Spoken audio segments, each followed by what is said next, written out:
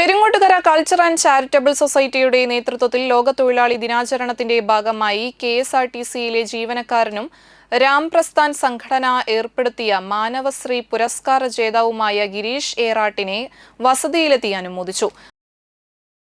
മാധ്യമപ്രവർത്തകനായ സായൂജ് തൃപ്രയാറിനെയും ചടങ്ങിൽ അനുമോദിച്ചു. Peringottukara cultural and charitable society president Ando Thorayan അധ്യക്ഷത വഹിച്ചു. മണപ്പുറം സമീക്ഷ ചെയർമാൻ MB സജീവൻ ലോക തൊഴിലാളി ദിനാചരണം ഉദ്ഘാടനം ചെയ്തു. സെക്രട്ടറി രാമൻ നമ്പൂതിരി, ട്രഷറർ പ്രമോദ് കണിമംഗലത്ത്, കവി ദിനേശ് രാജ, പോൾ പുലിക്കോട്ടിൽ, ഹരിദാസൻ ചെമ്മാപ്പിള്ളി, വില്ലി പട്ടത്താനം, ഷീജ ജോഷി, ഷംസുദ്ദീൻ കടുകപ്പീടികയിൽ, സക്കീന റസാഖ് എന്നിവർ സംസാരിച്ചു.